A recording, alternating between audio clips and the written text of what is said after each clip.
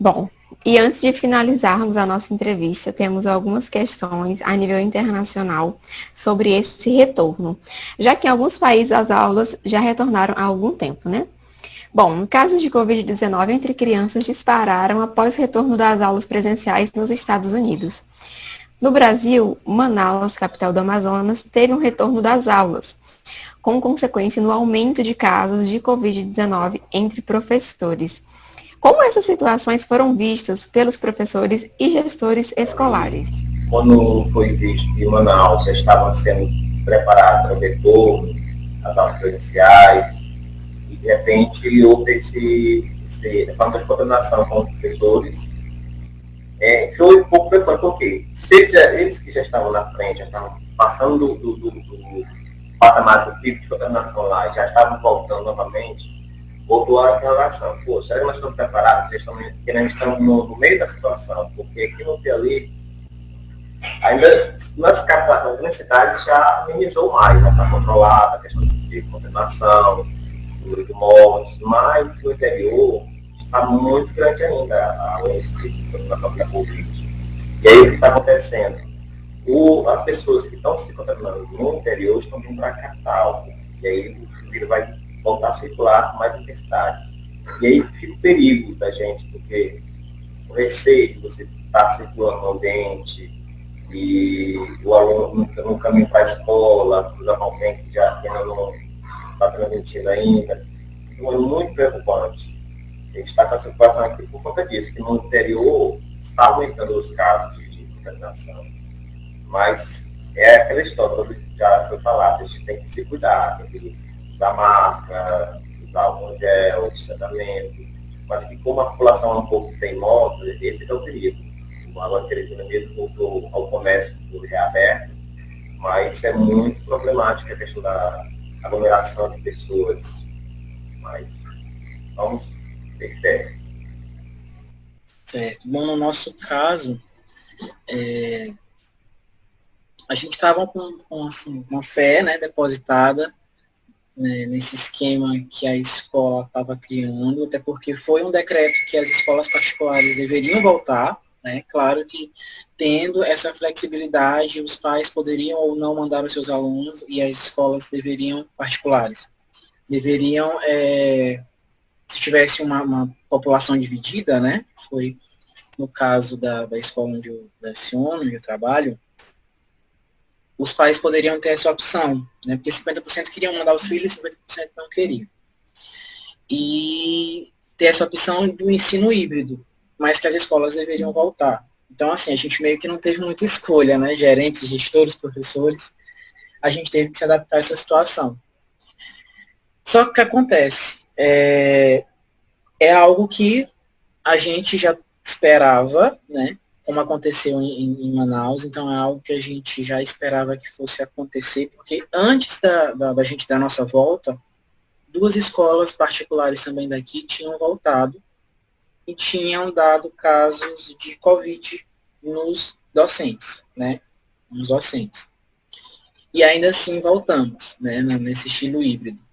E passamos 2 semanas e um docente também da nossa escola foi diagnosticado com Covid. Então, todo mundo teve que voltar para o sistema online apenas por 15 dias, né?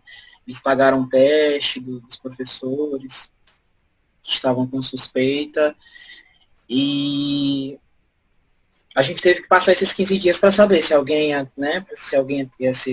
ia sentir alguma coisa ou se ia presenciar alguma coisa.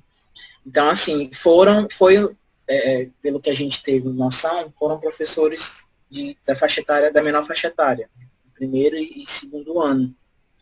Então, os alunos ali entre 6 e 7 anos, 7 anos e meio, mais ou menos. Então, assim, é algo que enquanto não tiver a vacina, eu creio, na minha opinião, que vai acontecer, né? Enquanto ou a vacina chega ou todo mundo se contamina, para poder todo mundo ficar imune. É uma imunidade que a gente ainda não sabe se de fato a gente fica, né? Que a gente não sabe se tem, se fica mesmo imune ou se pode pegar de novo, isso a gente não tem uma certeza. Mas, assim, passando o tempo todo pelo processo de mudança, tanto emocional quanto comportamental, né? Mas é isto. Então, assim, gestores... A opinião nossa, eu acho que a gente compartilha dessa opinião, mas talvez se houver esse aumento, né, pode ser que a gente volte para o sistema apenas remoto. Já tiveram alguns pais que disseram que não vão mais mandar os filhos depois dos 15 dias. E, enfim, as escolas, se eu não me engano, já voltaram, as escolas que estavam que tiveram antes da nossa escola, que tiveram o caso, já voltaram, né? Já passaram acho que cerca aí de 21 dias ou mais. E já voltaram, mas é algo que a gente está, de fato, propenso a isso, né? Então, eu fico pensando que é meio assustador esse retorno, né? Porque não são só os alunos e os professores que estão em risco, mas centenas ou mesmo milhares de outras vidas, porque tem as famílias em casa também, que muitas vezes tem algum parente, algum morador da casa que tem algum tipo de comorbidade, que já faz parte do grupo de risco. Então, é um problema, é uma questão muito séria, né, que deve ser tratada assim com muito cuidado. Eu, como professor, eu concordo que os alunos não podem ficar sem aula totalmente, mas ao mesmo tempo a gente precisa pensar no lado humano e entender que se esse aluno vai para a escola e ele se contamina, ele pode levar esse vírus para casa, que vai infectar uma avó, um avô, uma pessoa mais velha, e são pessoas que são muito suscetíveis, né, já têm uma certa fragilidade na saúde, então é um risco muito grande. E pensar num retorno, ainda que gradual, ainda que no formato híbrido, né, querendo ou não, é um receio muito grande. Bom, e agora eu gostaria assim, um pouco de chamar a atenção, porque eu tenho percebido também que tem se discutido muito o papel do aluno, né, as dificuldades do aluno, mas pouco tem se falado, por exemplo, da saúde mental do professor, né, de como que o professor vai estar se adaptando a isso tudo, embora que os professores já tenham citado, os professores têm conseguido se adaptar perfeitamente a esses novos formatos de ensino. Mas esse retorno, né, que é chamado de ensino híbrido, no qual 50% dos alunos assistem aula em um dia, no dia seguinte ele fica em casa e os outros 50% vai para a escola. Será que isso não vai sobrecarregar ainda mais os professores, né? Que o professor vai ter que dar conta, por exemplo, de material, de aulas para o presencial, mas também alimentar o sistema remoto, né? Então, acaba sendo mais trabalho também. Como que vocês, professores, né, têm visto esse formato de retorno das aulas que está sendo proposto? Bom, no nosso caso, era essa questão do sistema híbrido, né? Estava funcionando com o sistema híbrido, e onde a grande maioria das turmas, porque como é que funcionava, assim, explicando um pouquinho para vocês, eram 3 turmas pela manhã, por exemplo, do quinto ano, 3 turmas de quinto ano, A, B e C. E aí os alunos que voltavam seriam formados uma nova turma, né? Por exemplo, de 100 alunos voltaram 50. Então, 25 ficariam na turma A e 25 ficariam na turma B, sendo a A e a B presenciais. A C seria a turma online com 50 alunos. Então, uma turma que antes tinha 25 alunos, 26, 28 no máximo, agora passou a ter 50 online. Então, assim, com certeza, sem dúvida alguma, nos sobrecarregou, né? Não sei se o professor Wagner já passou por essa situação do híbrido, mas assim, eu que tive esses 15 dias de experiência, foi algo bem tenso. Mas assim, como a gente já passou, eu falo por mim, né? Outros professores talvez não estejam tão preparados psicologicamente para para passar por essas situações, mas assim, como eu vim me preparando já para que cada semana houvesse algo diferente, houvesse alguma mudança, como houve nesses últimos 5 meses, quase 6, vim me preparando. Mas ainda assim, é toda uma outra questão. A gente passou a usar face shield, máscara e face shield, né? E isso nos causava, assim, pelo menos assim, me causava um certo desespero, porque os alunos não conseguiam me escutar direito. Então, os alunos de 9º ano, que era só uma turma, então ficou uma turma muito grande online, muito grande presencial e poucos online, e tiveram que misturar porque não tinha mais carga horária para dividir em 2 turmas, por exemplo. Então, eles foram para o auditório que era maior, para poder ter um distanciamento, e eles não conseguiam me escutar. Então, assim, foi todo um processo de adaptação, assim, de tensão, né? Onde a gente, acho que professor é isso, né? A gente está sendo moldado o tempo todo, está se moldando o tempo todo. E eu acho que essa pandemia veio para mostrar que a gente consegue, de fato, agir como um camaleão aí no sistema de ensino, porque é muito complicado, né? Eu passei, assim, no começo da pandemia, por uns processos de ansiedade, assim, fortes, né? Mas, graças a Deus, bem repentinos, assim, foram rápidos. Consegui me adaptar, aí agora na volta estava conseguindo me adaptar, né? Mas os professores não estavam conseguindo se adaptar tanto assim.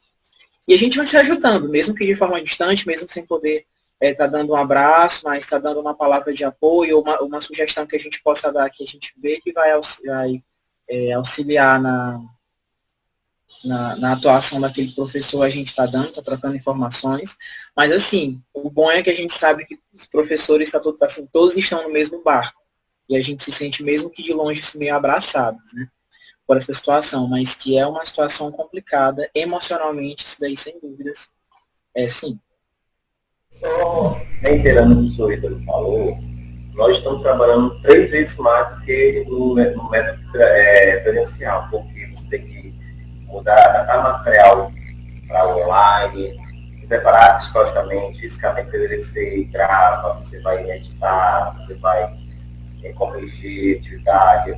Então, eu acredito que nós estamos trabalhando 3 vezes mais, porque a gente é dentro do nosso carro horário, era só de manhã e tarde, hoje de manhã, tarde, noite e madrugada.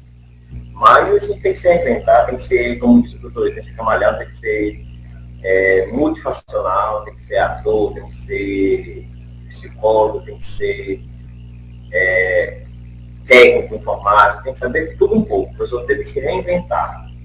Mas vamos torcer que isso passe logo, que se volte a ter o contato pessoal, porque para mim, o professor, ele é uma pessoa do povo, uma pessoa de contato de gente, um contato de gente. E essas aulas online, elas vieram para modificar nossos parâmetros e todo mundo está dentro lá. Porque, assim, às vezes tem aquela situação que o professor que acha o bambam na sala de aula, ele é o mestre, mas aí quando você não mostrou que também é igual, o que não sabe e o que não sabe tudo mesmo barco. Mas é a nossa nova realidade. Então, diante de toda essa situação, a gente percebe, né, o quanto que o professor tem se desdobrado para poder dar conta, né, de todas essas atividades no formato que tem sido realizado nos últimos meses. E espero, né, como professor, né, eu espero que, diante de tudo isso, as famílias e as escolas possam realmente, e a sociedade como um todo, possa realmente reconhecer o papel desse profissional na sociedade, né? Porque a gente tem uma desvalorização muito grande, né? As pessoas às vezes acham que o trabalho do professor é simples, inclusive alguns acham que o professor está nessa pandemia sem fazer nada. Muito pelo contrário, é como o professor Wagner falou.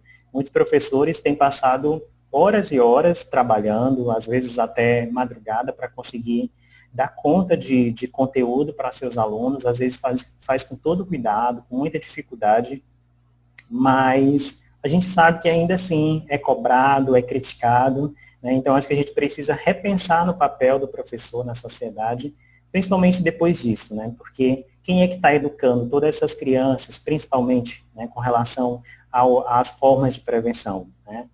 tem as mídias, mas o professor tem um papel muito importante nisso. Então, chamar a atenção, e espero que isso seja uma forma das famílias que muitas estão querendo já mandar o aluno para a escola, mandar o filho se livrar dele, porque acha que é muito difícil lidar com o ensino, e talvez isso possa fazer as pessoas repensarem no papel do professor. Eu queria só passar agora para um último questionamento aos professores. Com base em outras tentativas já de retorno, né? Houveram tentativas boas, tentativas ruins, todo mundo aí muito ansioso, porque não é bom que os alunos fiquem sem aula. Os pais precisam deixar os filhos em algum lugar para poder trabalhar, então também precisam da escola, mas não é simplesmente voltar à aula. Não é um aluno que vai ou não assistir aula. É todo um contexto. Estava vendo um professor do Rio de Janeiro, ele falando que ele e a esposa são professores e dão aula em 9 bairros diferentes. Então, com quantas pessoas eles não vão interagir, simplesmente pelo fato de poder ir e voltar da escola. Então, é muita coisa envolvida, né? E aí, a gente tem que, na Alemanha, após 68 dias de isolamento, no dia 4 de maio, de forma escalonada, em um período de queda de mortes, que não se alterou com a volta das aulas, assim como países da França, Noruega, Nova Zelândia e Reino Unido, houveram tentativa de retorno de aula, né?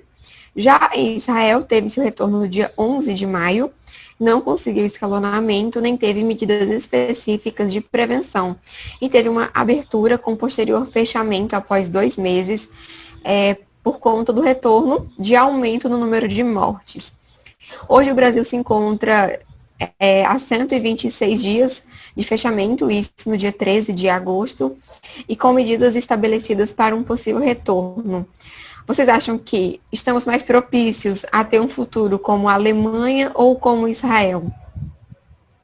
Olha, eu creio que Israel, eu acho que não pelas medidas, né? Porque eles tomaram poucas medidas ou não foram tão incisivos. Mas creio que também, né, que a gente vê que as questões de abertura dos locais, né, pelo menos aqui no Maranhão, há pouco tempo os bares abriram, né, e aí teve a regrinha de 4 pessoas por mesa, as mesas têm que estar distantes, um certo perímetro de uma a outra, e não está acontecendo. Não está acontecendo, sabe? As pessoas chegam já nos locais sem máscara. Claro que ninguém vai beber e comer com máscara, né?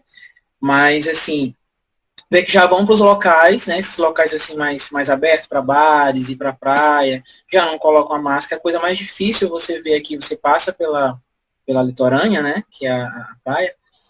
Dificílimo você ver alguém de máscara. Muito difícil. E a praia está entupida de gente, né? Então, assim, com certeza, muitas daquelas pessoas não chegaram a pegar ainda, não chegaram a ter. E, se estão, podem ser assintomáticas e podem transmitir com facilidade, né, para outras pessoas. Então, assim, sem dúvida alguma, eu acho que o povo brasileiro, o povo maranhense, a gente precisava passar por um processo rígido, bem rígido, né, de multas, porque já houveram questão de multa, questão de...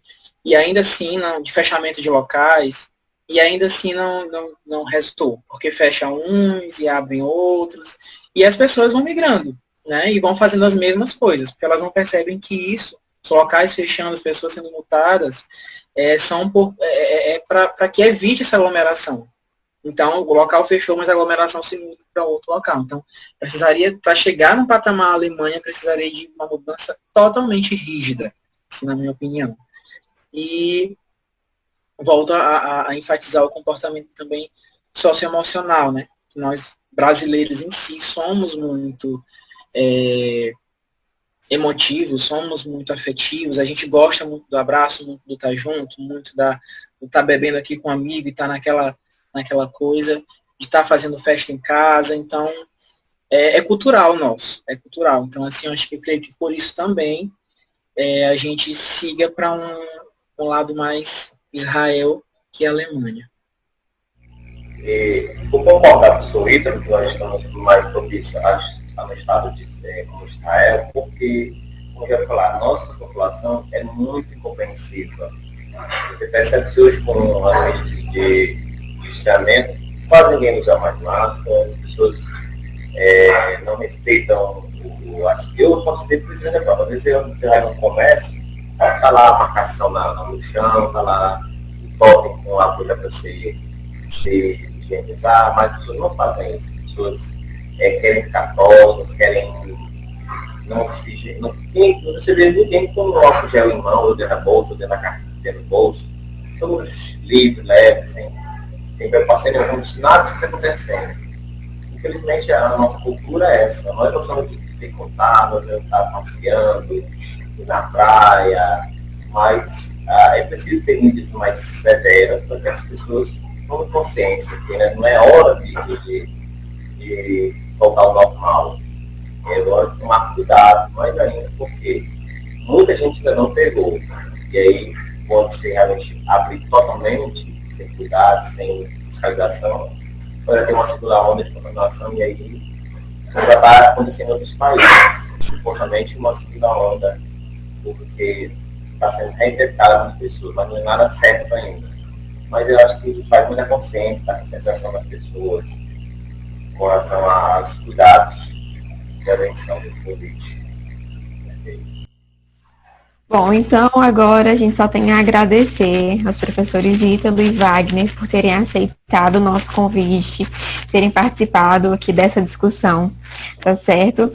Nos esclarecendo alguns pontos, dando a sua opinião sobre a realidade desse retorno aqui em diferentes estados, né? Piauí e Maranhão. É isso, gostaríamos de agradecer e caso vocês tenham alguma dúvida ou queiram falar mais alguma coisa, complementar, fiquem à vontade, tá certo? E muito obrigada pela participação.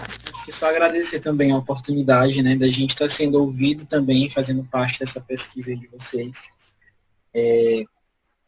que se preocupam, né, querendo ou não, a gente vê que isso afetou não só a saúde física das pessoas, mas principalmente a saúde emocional das pessoas, tanto das que tiveram Covid, quanto das que não tiveram, quanto das que são de área de risco. E é isso, ter esse lado mais humano, né, de ouvir. Então, agradecer mesmo. Muito obrigado. A oportunidade de trocar experiência com o seu Ítalo, a Renata e o Daniel. E como se nosso papel é informar, levar o conhecimento às pessoas. Quero agradecer, gratidão por vocês pela oportunidade. Obrigado. Então, pessoal, encerramos essa nossa entrevista com os professores Ítalo e Wagner. O professor Ítalo, que é do Maranhão, e o professor Wagner, que é do Piauí, que trouxeram um pouco aí a sua vivência com o ensino remoto e um pouco emitiram as suas opiniões a respeito do retorno das aulas. Obrigado a todas e a todos. Não deixe de nos acompanhar o projeto Modo Covid-19 nas redes sociais, tanto no Instagram, no Twitter, no Facebook, no YouTube e Spotify, onde tem os podcasts. É só procurar Modo Covid-19. Qualquer dúvida ou sugestão, assunto que gostariam que abordássemos aqui, você pode deixar nos comentários ou enviar pelo e-mail modocovid@gmail.com. E até o próximo vídeo. Tchau, pessoal!